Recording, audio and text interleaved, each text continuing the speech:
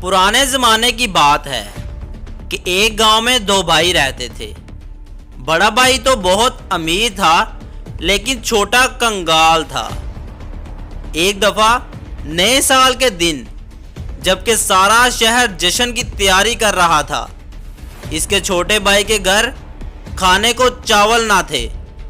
वो अपने बड़े भाई से एक सेर यानी कि 1 किलो चावल उधार मांगने के लिए गया, लेकिन उसने इसे टका सा जवाब दे दिया। जब वो नाउम्मीद होकर वापस आ रहा था तो इसे रास्ते में लकड़ी का एक भारी गट्ठा उठाए हुए एक बूढ़ा मिला। बूढ़े ने इससे पूछा, तुम कहाँ जा रहे हो? मालूम होता है तुम किसी मुसीबत में पड़े हो। छोटे भाई ने इसे अपनी मुसीबत की सारी कहानी सुना दी।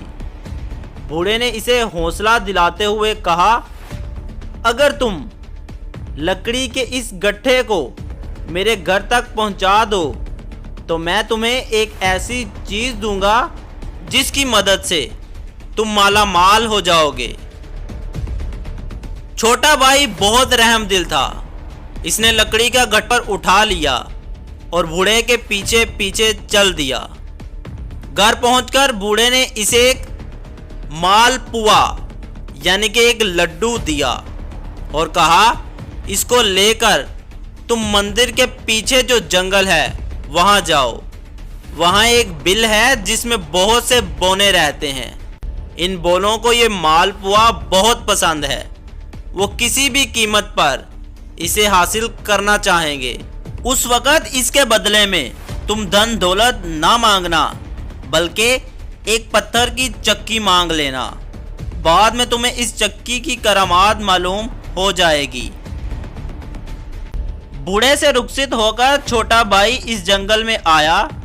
मंदिर से कुछ दूर इसे एक बिल में बहुत से बोने निकलते और अंदर जाते नजर आए।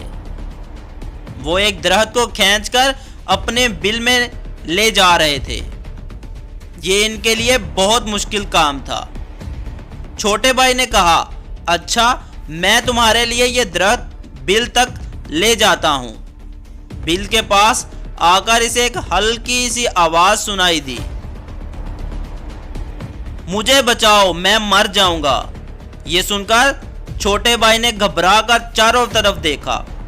इसकी पांव की उंगलियों के बीच एक नन्हा सा बोना चीख रहा था।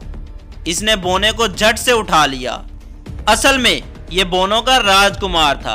बोनों के राजकुमार की नज़र जब मालपुए पर पड़ गई तो वो बोला, मेहरबानी करके ये मालपुआ मुझे दे दीजिए, इसके बदले में आपको बहुत से जौहरात दूंगा। लेकिन छोटे भाई को बूढ़े की बात याद थी। इसने मालपुए के बदले में पत्थर की चक्की मांगी। राजकुमार ने राजा से सिफारिश की तो इसने चक्की देने की मंजूरी दे दी। जब चक्की लेकर छोटा भाई चलने लगा तो बोने राजा ने कहा, देखो भाई, ये हमारे राज की सबसे कीमती चीज है। इसका इस्तेमाल सोच समझ कर करना। तुम इस चक्की को दाहिनी तरफ से चक्कर दोगे, जो चीज मांगोगे वो इसमें निकलना शुरू हो जाएगी, और जब तक इसे बाईं तरफ से चक्कर नहीं दोगे वो चीज निकलती ही जाएगी। छोटा भाई पत्थर की चक्की लेकर घर आया। इसकी बीवी अपने शोहर के इंतजार में भूखी प्यासी बैठी हुई थी। शोहर को खाली हाथ देकर वो बहुत नाउम्मीद हुई, मगर छोटे भाई ने आते ही कहा, जल्दी से फर्श पर चटाई बिछाओ।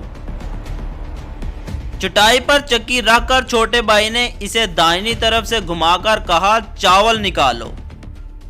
बस इतना कहना था कि चावलों के ढेर लग गए। फिर वो बोला, मछली निकालो। अब मछली निकलना शुरू हो गई। इस तरह इनको जिन जिन चीज़ों की ज़रूरत थी वो सब इसने चक्की से हासिल कर ली।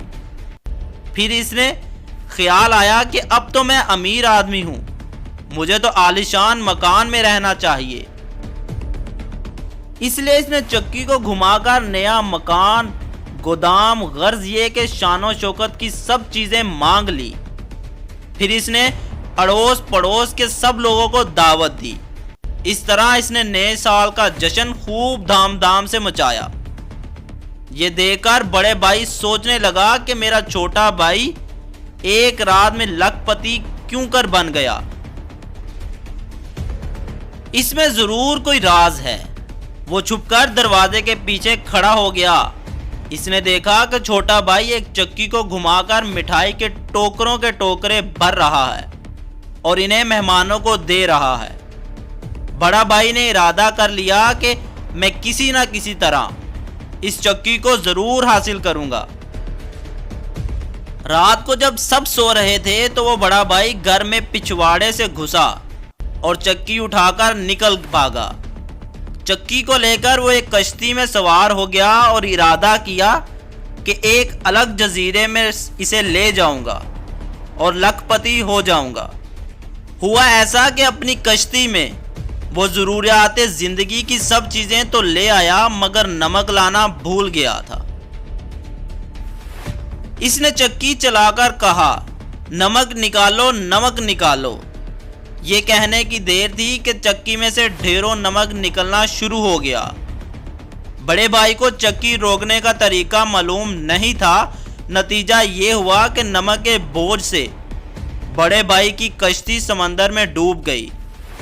کہتے ہیں کہ اس وقت سے وہ چکی سمندر میں برابر چل رہی ہے اور اس کے نمک سے سمندر کا سارا پانی کھارا یعنی کہ نمکین ہو رہا ہے۔